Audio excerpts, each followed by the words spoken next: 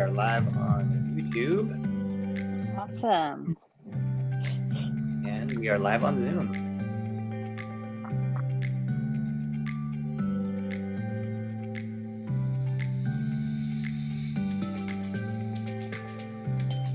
Welcome everybody who is just joining us. If you would like to, please introduce yourselves in the chat and make sure to send it to all panelists and attendees. We will start promptly at 12:30.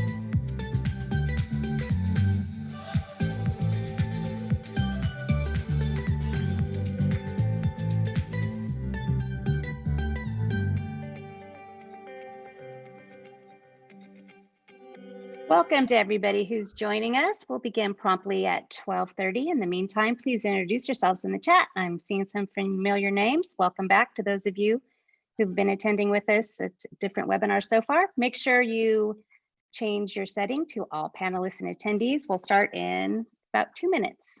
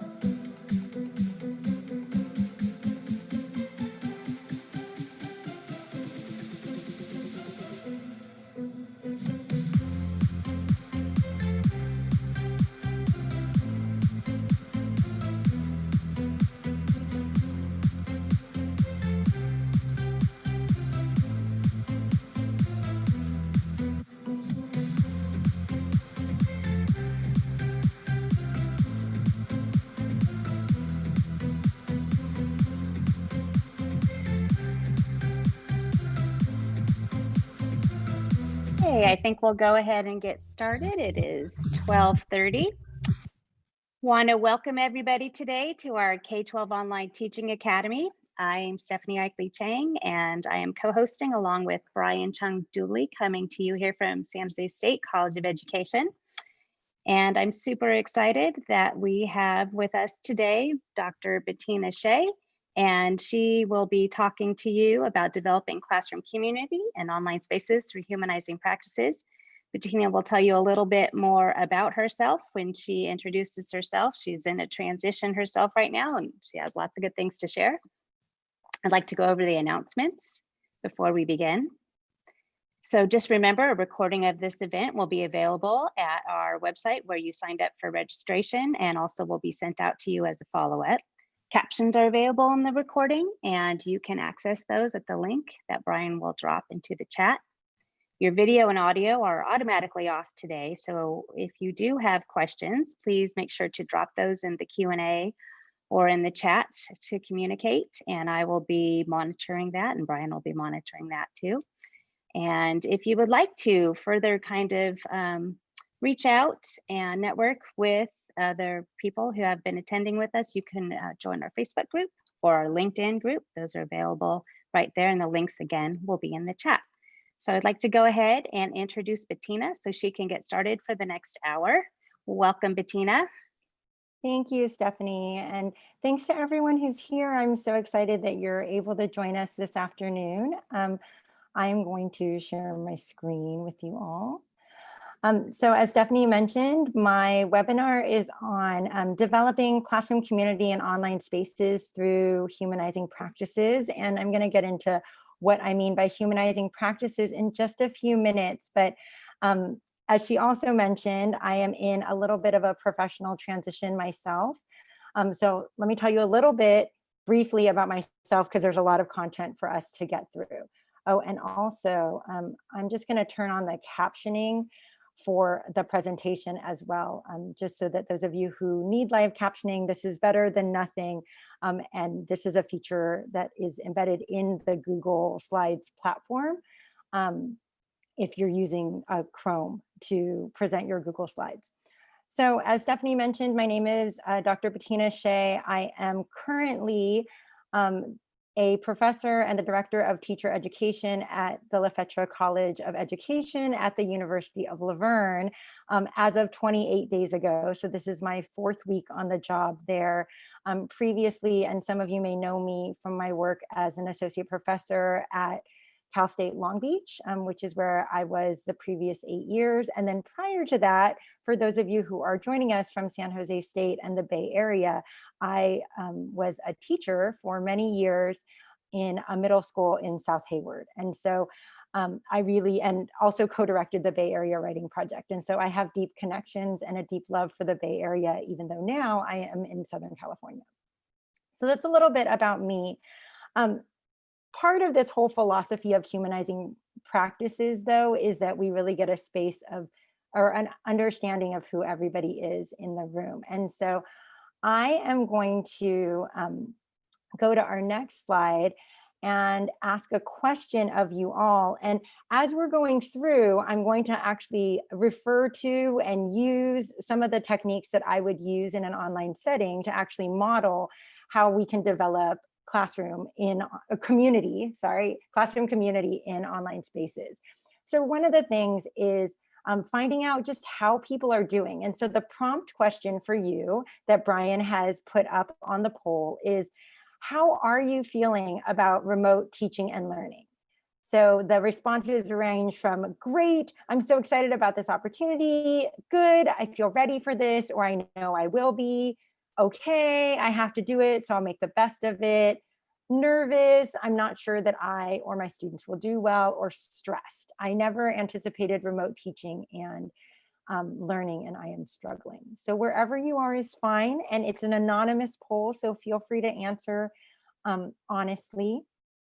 And I will give you just a couple minutes to submit the poll. And as you are submitting the poll, checking in with students is kind of one of those regular things that you can do. It could be about, at the beginning of the semester, about their feelings about remote teaching and learning. Our program just recently sent a survey to all of our teacher education students about their feelings about online teaching and learning. And we're getting lots of good feedback from that survey about how they're feeling. But a really important thing to just kind of check in with students and be a space so that they know that there is someone listening to how they're teaching and or how they're feeling about any given situation. So Brian, do you want to go ahead and close the poll? And oh, I don't know if I can share the results. Oh, I can see the results. So so as you can see, most people are in the good, okay range. A few folks are doing great and ready to go. But then about 30% of folks are either nervous or really stressed about online teaching and learning. And I'm so excited that San Jose State has put together this series of webinars. So hopefully by the end of them, you'll feel a little bit less stressed about all of the online teaching and learning that we will be doing. But one of the reasons when Stephanie approached me and asked what I would like to do this webinar on, I really wanted to emphasize on classroom community, because for me, as a teacher educator and as a teacher, it's such a core part of what I do. And it's such a core part of why I personally was worried about going to remote teaching and learning. So I'm good with technology and it's not something that is a super challenge for me, but things like how do we establish community when we haven't met the students face to face were a real question in my mind. And so what we did this morning, right, just doing a check-in is a really good way to remember that our students are human and that we're human as well. And today we did that using the poll feature of Zoom, which is one tool that you can use if you, as a teacher or teacher educator, have Zoom as a platform. That's one tool that you can use to kind of do a quick check-in with your students. Another tool that you can use, and I am just embedding a Pear Deck slide. We're not actually doing this presentation on Pear Deck just because of timing. And also, Stephanie and Brian let me know that there have been some other presentations in the series around Pear Deck itself.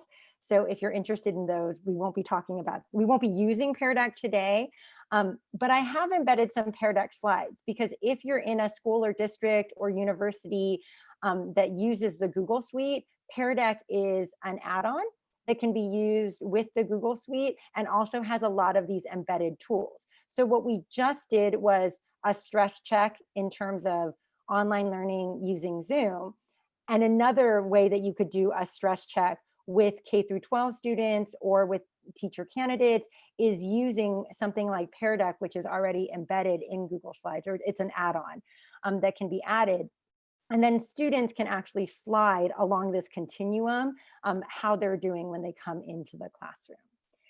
And this is really important because we're coming from a variety of spaces. So I was telling Stephanie and Brian about an hour ago, ironically, so 2 hours ago, my power was shut off at my house because of a mistake that had to do with my neighbors moving out and discontinuing their power, blah, blah, blah. So obviously I'm coming in an hour ago at a 9, right? And that 9 really has nothing to do with what's happening in the classroom or about my knowledge and ability to present, but it has to do with my humanity. And I think it's really important for us to know, because our students are coming into the class in a variety of ways. Part of making a humanizing space for them is to actually know where they are in terms of their stress. Because if we don't know how to respond in a way that can show caring and compassion to them. So with that in mind, even though I can't see you, one of the tools that has been really helpful for me, whether in remote teaching and learning spaces or in face-to-face classrooms, is actually taking a moment of pause to do what I call 4-count breaths. And I'm going to lead you in those now. So one of the things about mindfulness and mindful breathing is if you're going to do it, you'll need to be fully invested in it. So I always tell my teacher candidates and people that I present to, I'm going to present a variety of strategies. Some of them I hope you'll like, some of them you may not like at all. Mindful breathing actually is one that can be a little controversial for folks because they feel like it's a little woo-woo, even though there's brain science behind kind of calming ourselves. But it's important that whatever strategy we do it with kind of our full conviction. So I find mindfulness in breathing to be really helpful in just centering us because we're all kind of busy in the days that we're in. So let's start with that now. So I'm going to count us, and I'll count an inhale of 4, and then we'll hold that breath for 4, and then we'll exhale for 4. So if you would indulge me, please, let's take 3 mindful breaths. Let's inhale in. 1, 2, 3, 4, and then hold that breath. 1, 2, 3, 4, and then exhale. 1, 2, 3, 4. Let's do that one more time. Inhale. 1, 2, 3, 4. Hold. 1, 2, 3, 4, and then exhale. 2, 3, 4. Okay, one last time. 1, 2, 3, 4. Hold. 2, 3, 4, and then exhale. 2, 3, 4.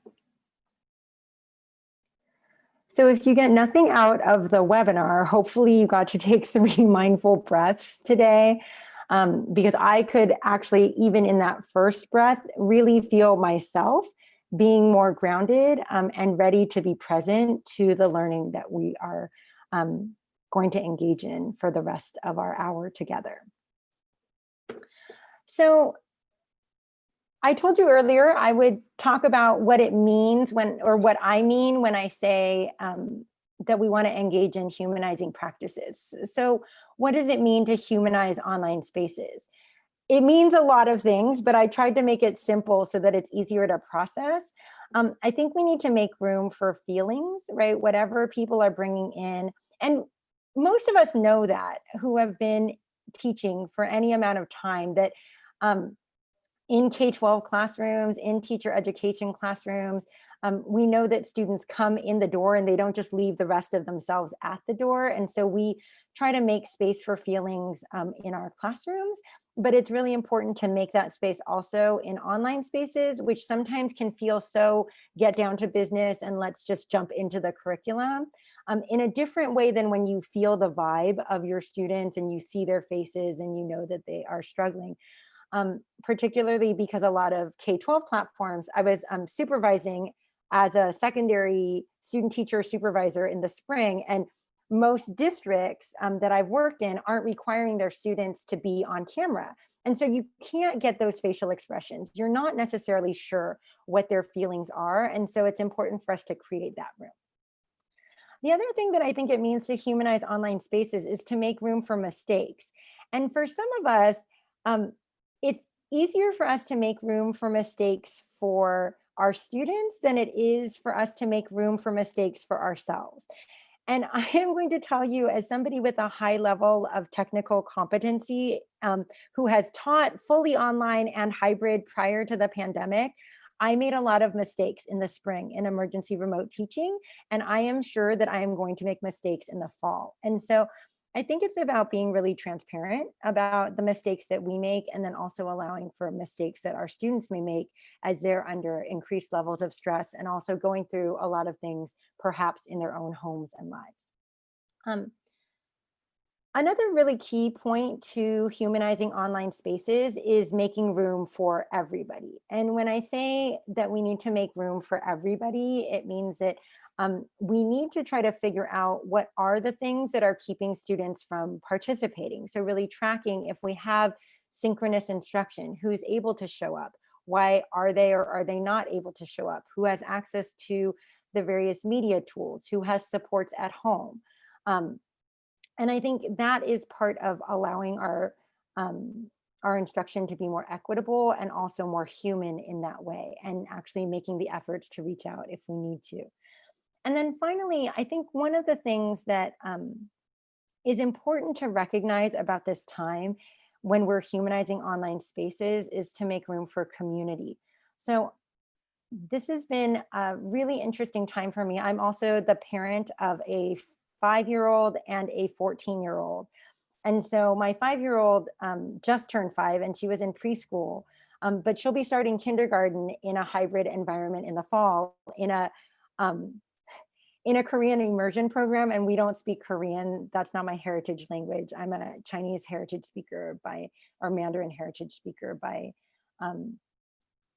my own heritage language. And so we are going to have to draw upon community. And for my son, like, you know, as a parent, I've had to be more involved in different ways. And so we want to think explicitly about how we can use the affordances of students being at home as an asset, while recognizing that not all students are in the same home environment. So it's a balance, right? And that's part of acknowledging humanity. So another part of kind of acknowledging humanity is really grounding our classrooms in compassion and mindfulness, which can be defined in a lot of different ways. And so one of the things that I used to do, and the way that I'm going to present the rest of this webinar is kind of talking about connections that I make to my in-person classroom and then what I plan to do online. So before the pandemic started, I would ground my classes in compassion and mindfulness because that's something that I personally think is really important as we're gathering and learning spaces. So what we would do is these two questions would be up for students on a whiteboard, and I would have them do a snowball discussion. And for those of you who are not familiar with the snowball discussion, they basically take a half sheet of paper, they write down their answers anonymously, they crumple that piece of paper into a ball, and then they throw it in the center of the room or somewhere, a predetermined place. And then I collected answers, and I had students do a read around of some of the ideas around compassion and mindfulness. And then we had compassion and mindfulness focus points for each class. So when I was thinking about how I want to set up my class in the fall, I still want to ground our work in compassion and mindfulness. And in fact, I think it's even more important in online spaces where there can be so much distraction, right? And so what I decided to do is or what I plan to try in the fall, is to adapt this activity using polleverywhere.com. And so we actually are going to do this right now. So if you'll log in to pollev.com / my name, Bettina Shea, HSIEH 863, and I'll have Brian drop that in the chat as well, then you should see, or you probably won't see this, but I'm going to actually start showing responses now, full screen. So you should be able to see the prompt question, how can we show compassion and mindfulness to one another in this space?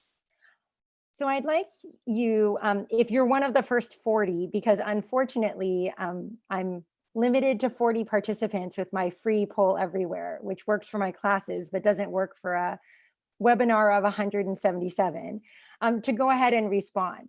And so I already see people responding. And this is a really cool feature that's embedded in Poll Everywhere, is that you can turn this on so that the responses are actually a real-time word cloud, right? And so for those of you not familiar with word clouds, right, they take responses and they look for words that come up a lot, right?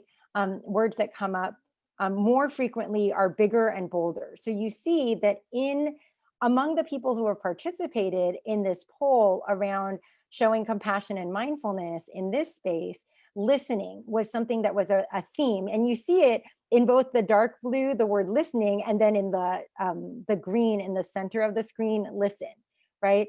But participating, students, present.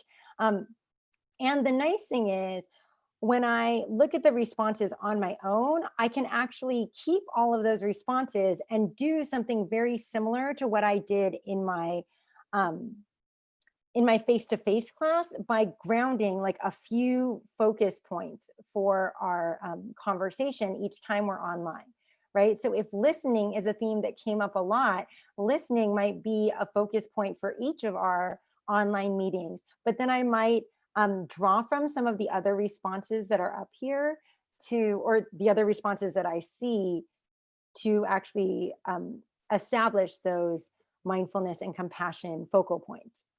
So that's kind of a fun and neat tool and a good way to engage students in this conversation so they can see all of their responses in a fun and graphically interesting way.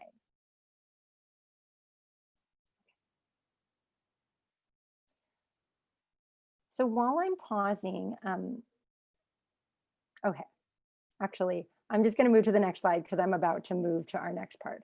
So I wanted to emphasize that when I say grounding our classroom in compassion and mindfulness, I don't necessarily mean that this is just a starter activity. So I think with anything, I teach teachers, and so I always remind them that we need to do something consistently if we want it to really be a part of our teaching and learning community. So for me, compassion and mindfulness, they do start my my semester every semester, but I also remind students of it continually each class. And I do so through those focus points that come directly from them and what they've said. And then I also bring it up as we're talking about kind of controversial subjects or other things in the curriculum, just as reminders and norms for our students. And so one of the ways that we can do that is, as I mentioned, to integrate focus points throughout the class. So the next section that I'm going to talk about is making room for student identity. But before I shift there, I'm not sure if there were any questions and answers that came up while I've been talking, or Stephanie, that you guys haven't been able to answer. We can kind of take a few of those now before we move to the next part. Yeah, I think we've been kind of answering along the way, but there is a question that's come up a couple times, and I think it'd be nice if you could answer just how you're making the closed captioning. I know you said you used Google Slides, but people were interested in that. Yes, so that's an excellent question. Thank you for asking. If you go on Chrome, so my default browser on my Mac is actually Safari, but I intentionally use Chrome just so that I can use this feature in my presentation. So when you click on the slide presentation, which you should be able to see, there is a caption feature right here. And you can, I just turned it off. But when you click on it, it just comes on. And there are some options on the side, oops, sorry, the text position and the text size. So if you don't want it on top, you can put it on the bottom. If you want it to take up a little bit less room, you can make it smaller. But as an accessibility feature, I really love the captioning, and I use it in my professional presentations, research, and teaching, just to make things a little bit easier. And as you can see, it's not perfect, but it is a lot better than having no captioning. Great, thank you. And one more quick question was, can you explain precisely what you mean by focus point? Oh yeah, so that's an excellent question too. Sorry, sometimes you think that you're so on top of all the things. So I always start my classes with content and language objectives because I teach literacy classes in general. And so I want to model for my students, what are our content objectives? And I draw from either the teaching performance expectations or from our student learning outcomes, because I teach in teacher ed at this point. But when I was a classroom teacher, I would do something similar with our standards, right? So what are our focal standards today? So then a second part of what I do with these compassion and mindfulness focus points is I then add a layer to the standards of what are we focusing on in terms of compassion and mindfulness today. Today we're focusing on listening. So like if I was in a kinder or an early elementary class, I would probably use 1 point and just make it very simple. Today we're focusing on listening, and that shows that we care about our friends because we are able to listen to them, even if we don't agree with them, right? But then with secondary teachers, I might give with secondary teachers themselves, in my own classes, I used 5 compassion and mindfulness focus points that came from the students themselves. So hopefully that helps to clarify. Great, thank you. Okay, so now I'll move to the next part, which another part of kind of what I had mentioned in terms of humanizing online spaces was to make room for student identity. And so one of the ways that we can do this is explicitly through curriculum. And some of you may be familiar with the Where I'm From poem. This is not a new or particularly unique strategy, but I wanted to show a way that it can be done online that adds kind of a multimodal component to it, right? So we can take a traditional assignment like Where I'm From, and if you, I think that you'll have access to this Google Slides presentation. You may have access to it now, but you'll see in the notes at the bottom, I have a couple of links to the poem template itself. But I might model this for students and do kind of a Where I'm From. I'm from abandoned cookie tins filled with sewing materials, from special Saturday afternoons at Ross and Wendy's. I am from the messy rooms strewn with books, papers, and signs of life well lived. I am from the umbrella tree standing tall and strong, persisting even when it was not watered. Okay, So I took the template and I wrote the poem, but I added this multimodal component. And when I talk about multimodality, I'm talking about not just written, but also vocal, also visual. And so I use the slide to actually create this slide where I have the images embedded here. And you could kind of adapt this type of activity in your classroom that makes space for students' identities. And they can even use Flipgrid or use a recording device to embed their own voices in the slides and then play the slide when it comes up, right? And so these are ways to take something that you might, like a traditional curriculum that you might use in the classroom, and then add on different ways that make it more accessible for different types of students and draw from different types of modalities. So this is one way to make room for student identity. And I kind of go on with this in terms of multimodality. I think multimodal projects like playlists, podcasts, or pre-designed options like Flipgrid and Storyboard, they make that room for everybody because they provide different ways for students to express themselves. So when we're thinking about what it is, the curriculum that we're implementing in the fall in our K-12 classrooms, we really want to think about the ways that we can connect student identities to that. And for those of my secondary folks that are not English folks, there's lots of ways too that we can still connect identity to students' experiences with science, math, where their experiences with online learning, but just making room for them to bring in who they are and their voices into the classroom, because we won't be able to hear their voices as much because we're not face-to-face. So another part of developing classroom community after we make room for student identity, ground our work in compassion and mindfulness, is building community through interaction. And so I kind of went through the 3 phases of classroom instruction: the starting, the into, the through, and the beyond, right? So when we think about the into, one of the things that we can do is start class with opening interactive prompts. And I'm sure that much of this is not new to many of you, right? That's how you would start class before. But before, when I was meeting face-to-face with students, those quick writes would be on paper, or they would be brainstorms, and I would write on the board to access students' prior knowledge, right? And online, there are tools for quick writes and brainstorming through the embedded chat feature. So most learning management systems have some type of embedded chat, so you can ask for student responses in the chat if you're not concerned about preserving them, right? So if it's something quick and you just want students to brainstorm, the chat feature can be used nicely. There's also, if you're not familiar with this tool, hopefully there'll be a webinar on it. I can also talk about it in the post session, but Jamboard is another feature that's a Google add-on that can be used, and students can actually use sticky notes and type on those sticky notes and place those on a board. But there are lots of online tools that can support with this interaction, right? There's also Pear Deck, again, and I'm gonna show another Pear Deck slide in a second. The nice thing about Pear Deck is that it allows for you to keep a record of what student responses are when you're using it.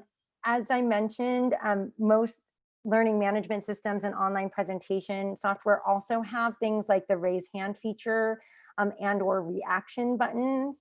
Some of my son's district where I was supervising was using Schoology, and they actually had features where you could change your emoji on your name icon to show whether you were happy, sad, confused, right? Those types of things. So those are kind of ways to also use opening interactions. As I mentioned, I was going to show a Pear Deck slide. So Pear Deck has this thought bubble slide. I obviously edited it so that we could have a prompt that related to the session, but you can edit it to put whatever prompt you want. So as you can see in the slide, the prompt is typed in by the teacher. How do interactive classrooms promote classroom community? You could type anything you wanted in there. And then where it says students write your response, if we were using Pear Deck, then you would actually see student responses as they came up. And you could either project those responses, or you could choose, or you could read them and acknowledge some of the responses as you're seeing them. But it actually promotes that interaction, which we want from any modality that we're teaching in. So we start class with interactive prompts. And then during class, I love breakout rooms. And actually my faculty in the teacher ed program that I'm currently directing at Laverne have been like, when are we getting Zoom? Because we really want to use the breakout rooms. And I could not agree with them more, because breakout rooms allow us to break up instruction and promote interaction. And beforehand, right, some of the analogous things we would do in our classrooms were think, pair, shares, small group discussions, and small group work. We can do those things in online breakout rooms. They just sometimes take a little bit of additional time and preparation. So I know in our classrooms, when we were thinking about classroom communities, sometimes we would strategically partner students, right? And so when you're using Zoom and you're using the breakout rooms, you can actually do it randomly, or you can manually enter students that you want to be together, and you can set that up in advance via a spreadsheet. So if you know you want a couple of students together, or you want mainly it to be random, but you know, let's say one of your emergent bilingual students needs a student who's a native English speaker, but also speaks their heritage language to be in a pair with them, you can actually move specific students, even if most of the pairings are random. You can do the same way with small group discussions and small group work, right? You can choose your groups that you want to be together, or you can randomize them, right? And then they go off to a breakout room. You can, both in learning management systems and in Zoom that I've seen, you can kind of go through the different breakout rooms. In some of the like Schoology, which I'm most familiar with because that's what my son's district used, you could actually go be a part of multiple. So you could survey what all the breakout rooms were doing. In Zoom, I know you have to kind of put yourself in one and then the other and the other. But the breakout rooms are great because they actually allow for students to interact with one another.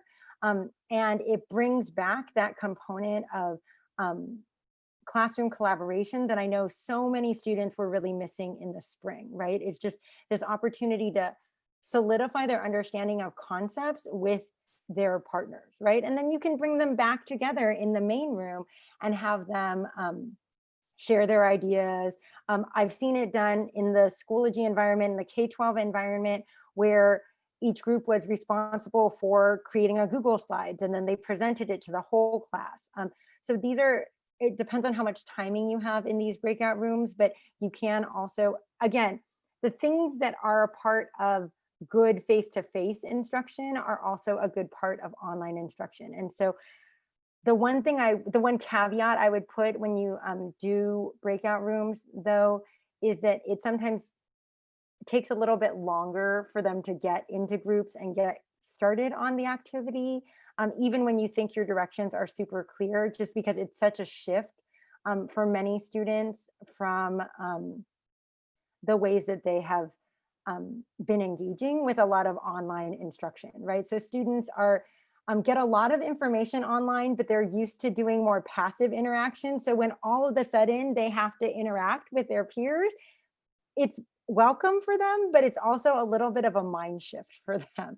And so just allow for some extra time as you're building that into your classroom routine, especially at first. So at the end of class, many of us already use exit tickets, right? So exit tickets we can use, right? The guiding principles for exit tickets are similar to what they would be face-to-face. Like you use them to check for understanding, as formative assessment, to help you to get where it is that students are. However, I think one of the features for online learning, and especially for those of us that only, I mean, at the post-secondary level, we only see teachers or our teacher candidates, our students, once to twice a week. And I know that in the K-12 setting, it can depend. You may be seeing your students every day, one way or another, or you may see them 2 to 3 times a week. But I think one of the things that's really important is um, having a structure or a system to prepare students for the next time you will see them, and keeping that structure consistent. So if for my student teachers, I talked with them a lot about, if you have checklists at a certain place in Schoology or in your Google Classroom, make sure that those checklists like have the due dates embedded in them. Make sure that you're sending out consistent reminders, and you have multiple ways, right? When we talked about including everybody, multiple ways that you can get in touch with them. So send out blast emails if you need to, like to your class, or if you have remind.com, which is a way to send text messages, you can send reminders out that way. The ways to all of these things, and also providing ways for students to make connections with you, whether it's through office hours or via email. They provide a sense of security for students in this time where so much is uncertain. And there's so much uncertain for us too. So I just want to be human about that as well. But I think the more that we can embed those structures and stay connected between the times that we see one another, it's really important. And I think at the end of class, just as much as the beginning of class, if there's a way for you to check on how students are feeling, either at the end of class or between classes, that can be really helpful too in supporting your overall work. So here are a couple of examples of some exit slips that could be helpful and can kind of draw upon the principles that I've been talking about. So, oh, sorry, I forgot this slide. So again, this kind of key point that I keep emphasizing, remembering to make room for everybody by attending to accessibility and multiple ways to show understanding. So whether that's through captioning, through typing, and then also remembering that our little ones, right? So it's going to be very interesting for me as a kinder parent in the fall, because my little one is, she knows the alphabet, obviously, but she's not used to using a keyboard. Maybe that wasn't obvious, sorry. She knows the alphabet, but she's not used to using a keyboard, and she's also not reading yet. And so how she's able to respond is going to be different. So maybe she's responding by doing a drawing in front of her and then showing that picture, right? Or maybe she is like a teacher is sending home worksheets, and then they can actually, well, or something, right, interactive, and then students can actually show a physical format. We know that the little ones, with the adjustment, it's going to be challenging. And then we also know that our students with disabilities, our neurodivergent students, our students who may not have as much access or familiarity with various forms of technology, need that additional support in order to have access to the curriculum. And so it's important for us to think about how our classrooms, online or face-to-face, allow for that accessibility and provide multiple ways to show understanding. And this is where I'm bringing in this Pear Deck slide. So this Pear Deck slide is an example of kind of ways that students can make these connections to their own lives. So again, we're bringing in identity, right? We're bringing in students' own lives and their experiences outside of the classroom. But what's something interesting that you learned today that connects to what was happening in the class, right? So it's a check-in, a formative assessment for us. And then there's that critical thinking piece of how can you relate this to something in your own life? How is it similar, different, or helpful to events in your life? And the nice thing about the Pear Deck prompt is that students are able to draw anywhere on the slide. So they're actually able to draw something to represent what they learned if maybe you want to offer that option, that it doesn't always have to be text-based, right? Showing understanding.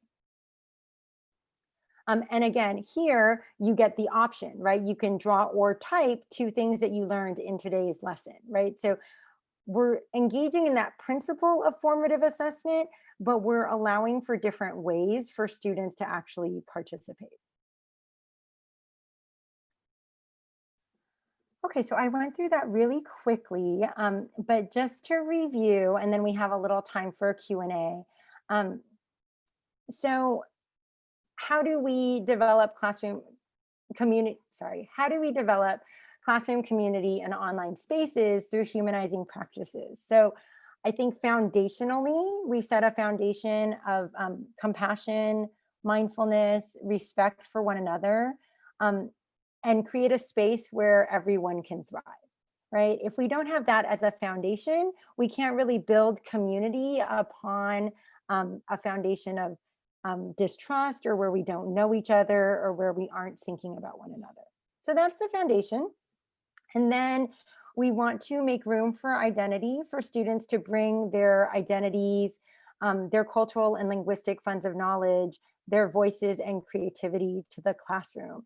And I wasn't super explicit in my Where I'm From poem in terms of like my racial ethnic background, but there were a lot of references that I feel like were very relatable if you've had kind of an immigrant working class background, because this was my life, right? What was special for me were Saturday afternoons at Ross and Wendy's, right? And I know that many people can relate to cookie tins filled with sewing materials. I really thought I was the only one for a very long time. But this is a way where we are actually allowing students to bring in their home communities and their home life in ways that are affirming, culturally affirming into the classroom.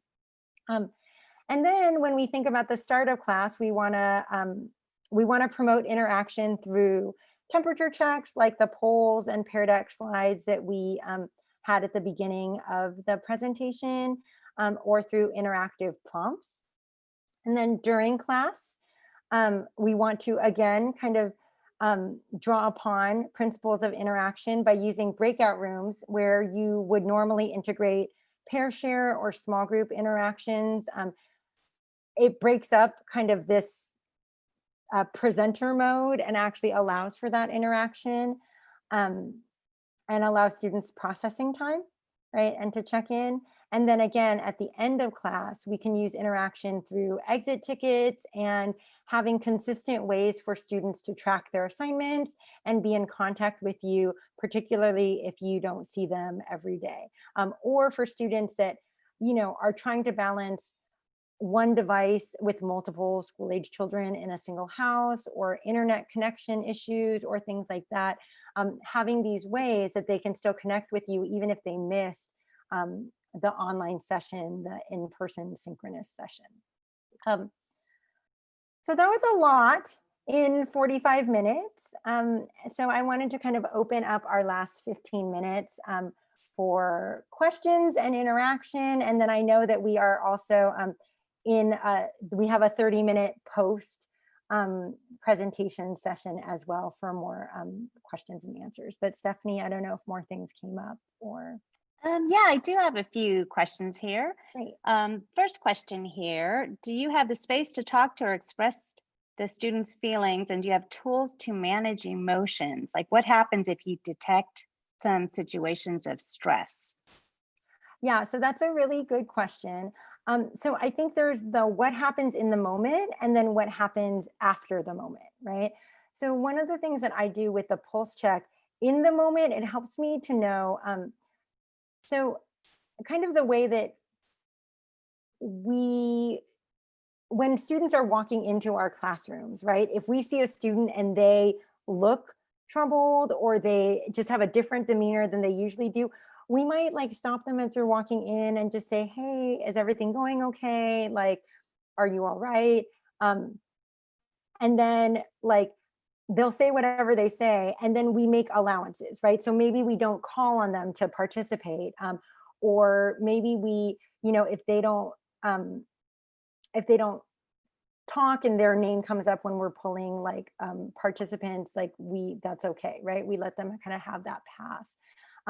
But then I always follow up with my students individually after, because there's things that we can do. And also, if they're in breakout rooms, right, I would do this also in my in-person classroom, is when students are in breakout rooms, I might actually keep a student with me and just say, hey, I noticed you were really stressed. Is everything okay? Or send them a private message, right? A lot of times you can do individual messages and just, I want you to know that if there's anything you need to talk about, I'm here. I also have student hours like during this time. And I actually like to call them student hours instead of office hours, because I think a lot of us, a lot of students who are first gen or who like office hours sounds like intimidating and like we're calling you into the office because you're in trouble.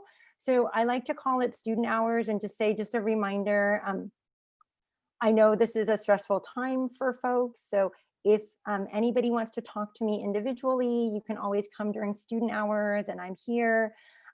So those are the types of things that I do to kind of manage the individual stress. If I noticed it was a trend, right, because I would be able to see on the Pear Deck slides or in the polls, kind of more trending stuff.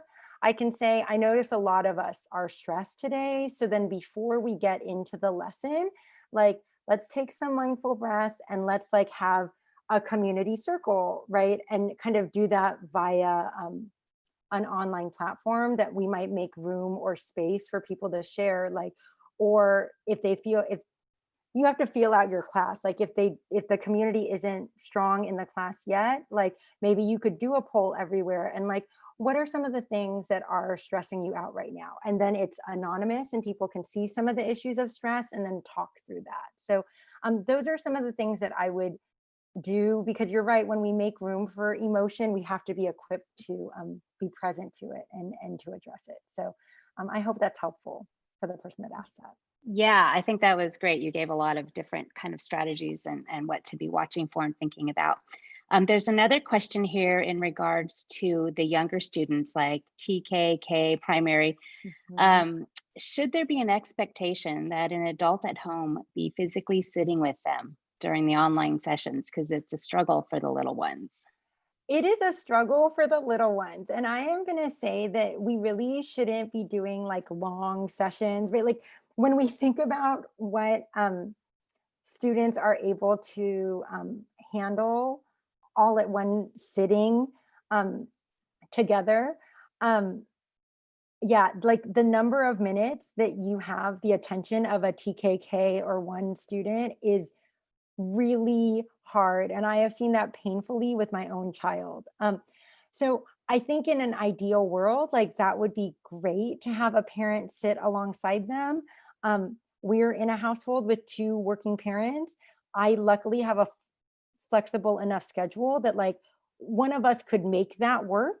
But I think when we think about humanizing spaces for everybody, I don't know whether every family is in a situation where that could work. And in fact, I know in our home district, which is very socioeconomically diverse, and we live in kind of the more working class area of our district, some parents have to work. And so they're sending their children, even their TK, K, and 1 students to like a daycare option, like for the days that they are not face to face.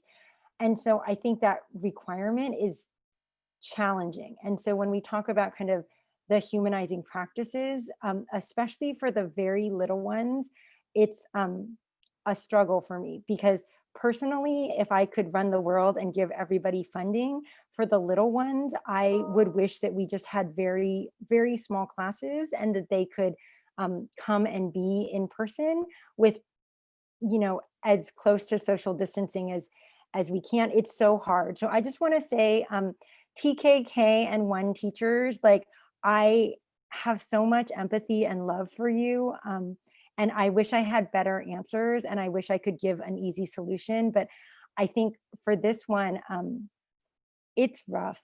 It's rough. And I think it's also about managing our expectations for what that socialization process and what that academic process is going to look like for our littlest ones in the fall, because I'm trying to work on that too.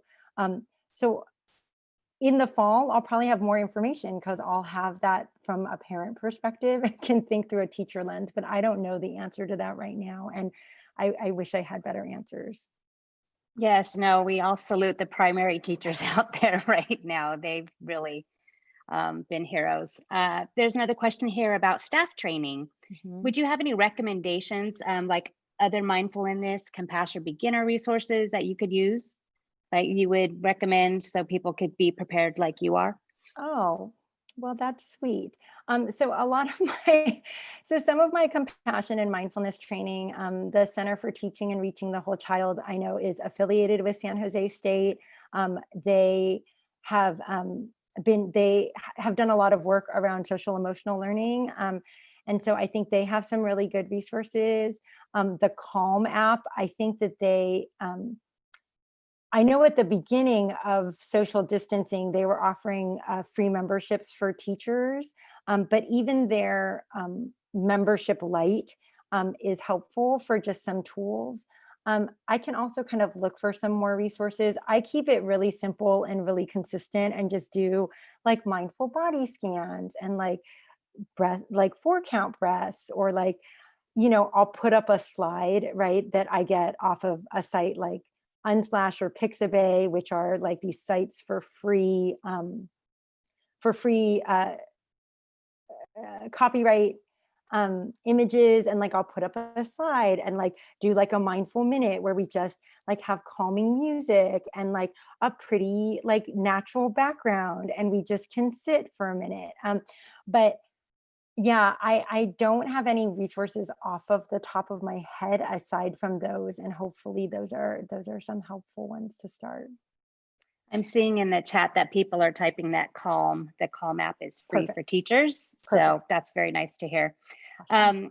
There are several questions, and I think I'll just maybe take a few more that we have time to answer, but then I will encourage people to pop over to the debrief session. You'll be Sure. joining us for in a more intimate setting to ask questions. But how about this question? How do you encourage student participation and discussion during these community building activities? How to get students to buy into these practices? Like if they're disinterested or they're not quite, being attentive, like how do you motivate them? Well, okay. So I think that's an excellent question. I think that the first thing that I said around the mindful breath, like you have to be fully invested in it, right? So we as teachers have to be like fully invested and convicted, right? And part of that is in the moment, we have to be present and convicted about it. And then also by making it a routine practice, right? So students may not be interested the first time, but a lot of times I think students at any age, and children particularly, are looking for like, well, what are the boundaries? If I decide I don't like this and don't engage with this, is she going to keep trying this, or is she just going to be like, well, whatever, like now we're just going to jump into the curriculum because nobody's doing this? So I think that's part of it, is like, if you really believe that this foundational classroom community is essential to online learning spaces, then it's continuing to show your belief in that and then engaging the students. And then if you see that it's 1 or 2 students, right, then I think you can reach out to them individually and check in like, hey, I noticed you don't participate in this. Can you tell me what that's about? If it's a group of students, you could do something similar, like in a small group, like you could put them all in a breakout room and then strategically just pop in and be like, hey guys, I noticed you're not really participating in this. Not to put you on the spot, but just for me, I'd like to find out like what's going on, why we're not participating. Or if it's like most of the class is like, we don't want to do this. It could be around holding a community meeting and developing agency and saying like, I think it's really important for us to establish community. So I'm wondering what we can do. Like my ways aren't working. I'm willing to try some ideas that you have. What are some ideas? But I am really committed that we are going to have community. The other thing is like, I see this a lot at the secondary level because I have a 14-year-old and he's a boy. And so I think there's still that reticence around things that feel very touchy-feely sometimes in a school setting, for a number of different reasons. And so I guess I would also say that that's part of the humanizing practice, is if you can consistently be a stand for your students, that they will understand the importance of community, because you consistently say, this is important for us for our learning, and then here's why this is important for us for our learning. I mean, I think it's also honoring that not everybody's always going to participate all the time, and that there's often something behind that, whether it's culturally normative, whether it's you know, a gender issue, whether it's their comfort in your class. So I think, again, a lot of that is individual connection, talking to the students that aren't participating, continuing to do the things that you really believe in. And that goes a long way. And, you know, honestly, I got my evaluations back in the spring, and most of my students overwhelmingly were appreciative of the space that I created in our classroom. But a couple of my students were like, she really didn't need to get into like how we were doing every single session, because it was already a stressful time and I didn't really want to be sharing with everybody. And that feedback at first was a little hurtful, but it was also, it allowed me an opportunity to humanize that student, and just really understand that that student's upset or dislike of those activities wasn't really about me. It was about something going on with them and their stress, and not really wanting to be with that stress in community. And that's okay. So I guess that's my best answer for that one. No, thank you. I agree. It's going to take some thoughtfulness and kind of training of students to kind of just, you know, learn the practices, right? You have to put the time in and the value. I want to just ask this one last question, since we did focus on primary students. This question was, what would be the max time for grades 9 through 12 online that you recommend for a virtual meeting? And would you recommend small groups, or would that create a challenge to create community with the older kids? Oh, I definitely recommend small groups with the older kids for sure. Oh, you can't see my captions anymore. I've got to keep my share screen up. Sorry. I was like, oh, now I can just talk to you. But I realized my captioning is important. Sorry. So I definitely recommend small groups for secondary students. I'm a secondary teacher. I think it works really well. And I think really an hour max. I honestly feel like even adults and post-secondary folks, like an hour and a half is really like the max that you can go before people are checking their email and doing other things. And some people are doing that anyways.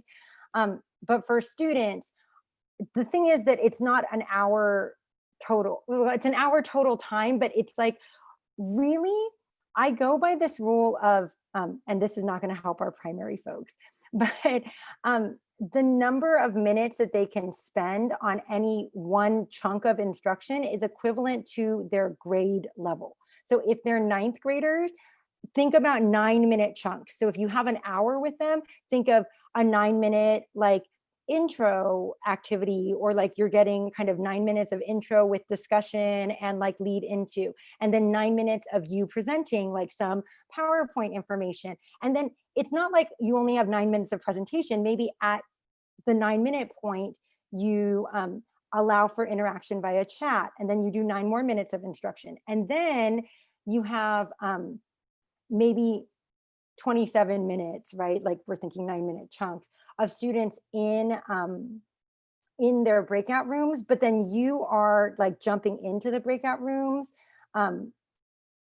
So you're checking in and making sure that they're getting started and that they're staying on task. And I think if you can structure at least one opportunity for them to interact with each other per hour lesson that you have, and then at least one opportunity for them to, or 1 or 2 opportunities for them to interact whole class, that can be really, really helpful. And again, my son is a YouTube generation kid. So it's like, really, when we think about it, the ideal YouTube video length is 10 to 11 minutes, and they're broken up by commercials. So that's the attention span that we're really gearing towards in secondary.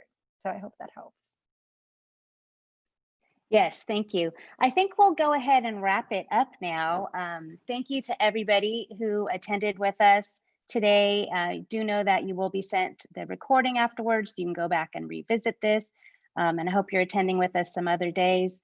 We're very fortunate today that Bettina is going to pop over to our debrief session. So Brian put the link in the chat so you can easily find that. And we're just going to transition over there and talk in a more casual environment. And if you had some questions, we hope to see you there. So thank you for attending, everybody. See you in the Thanks, after everyone. talk.